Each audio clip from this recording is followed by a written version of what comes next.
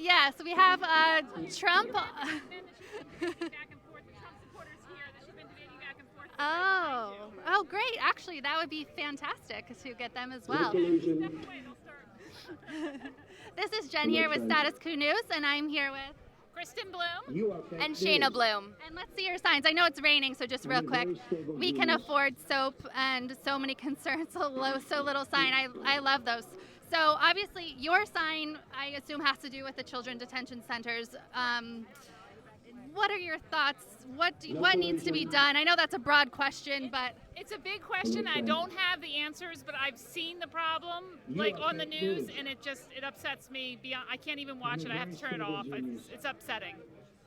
Alexandria Ocasio-Cortez, of course, went through and saw that they were only occasionally being given these little things of shampoo, not even enough to wash their whole bodies. We can afford soap. They're saying they're spending over $700 per detainee. Where's the money going? I think the money is going to keeping them detained rather than allowing them to go with their family who lives in the States. Right, and that's the thing. A lot of these detainees have family in the United States who would happily take them and take care of them. Is there enough attention on this issue, especially among Trump supporters? Are they paying attention? I think they're being fed a diet of conservative media, and they aren't getting the information. I also think we don't have enough video of what's actually going on. There's very few people who've been allowed in. The people who have been allowed in haven't been able to really share with audio and video what's going on. Yeah. I mean, I think that, it was a while ago that families began being separated, and I think that although everyone was upset, and I most certainly was too, you don't realize the mass scale of it. And, the few pictures we have and the stories that we have are so concerning. We need the full story. We need to know who is behind this, because I don't think Donald Trump is smart enough to do anything, really, and definitely not pull off this whole scheme of finding ways around the law to separate children from families and to continue detaining people past the legal limit. That's a fantastic point, because a lot of people point solely to Donald Trump. Honestly, a lot of these problems existed before him, and as you say, he's not smart enough to carry this out on his own. So, what do you say to the people who are solely focused on Trump and not the systemic problems we have in America? I think that we need to look at our past, because, of course, Donald Trump is terrible and he has made a lot of issues for our nation, but our nation has a lot of issues without Donald Trump. And I think that's something that we have to take a wider frame on. Donald Trump, I think, is just a very easy target.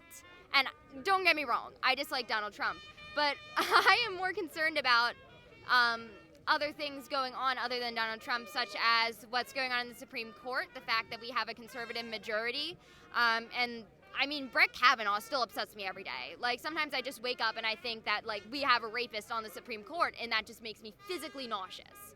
And then I think also Stephen Miller. I think we don't spend enough time talking about Stephen Miller, but he is a horrible human being and looks like a mole rat. It's true. But yeah, and he's terrible. And I think and honestly, it's not confirmed, but I think a lot of this we're gonna find comes from these people who surround Donald Trump, who are basically his advisors. And I think basically his advisors are Fox News at this point. But people like Stephen Miller, people like that around Donald Trump, I think they are the ones getting this influence in on him because he's so easily manipulated. He's been manipulated by Putin. I think Kim Jong-un has got him wrapped around his finger. I think that he's very easily manipulated because he doesn't know what he's doing. Yeah. Yeah, as we see from the golden toilet there. What do you think? So you said you were speaking to Trump supporters earlier. Were they receptive to the facts that you were sharing with them? I mean, I was trying to be very civil, and I mean, you can see that with my sign. The kid was probably only 12 years old. He was only 12, so I felt really bad because, at that age, you're just going to be repeating whatever your parents are saying. And I knew at that age, I was probably repeating whatever my mom was saying. You don't know what's going on. You're just trying to make it through, grade school. You're not worried about politics. But you were giving him facts. So basically, he was talking, he came over here, put his shirt over our head, made faces at us and left. That happened right here while we were talking. So I think civil discussion is something that we need to have more of. Because there's a lot of spread of misinformation, especially like when you see a lot of like these impeach Donald Trump things. There's a lot of misinformation about impeachment itself and what the process is about that. I do believe he should be impeached so we can get like some sort of hearing on what he has done. But I think that it is crazy to believe that if we go ahead with impeachment that he will be removed from office. You know, like I don't think that's going to happen. But I think people have a lot of misinformation on what impeachment is on both sides. We don't really understand how it works. And had I not just gotten out of an American history course, I might not really know how it works because it's just not something you care about. Yeah, there's just a lot of misinformation. Oh, there, Trump is interjecting. Witch hunt. You are fake news. Any last words for our audience here? Genius. I think just like we need to remember to love everyone, even regardless of political affiliation, and try to keep having these civil discussions.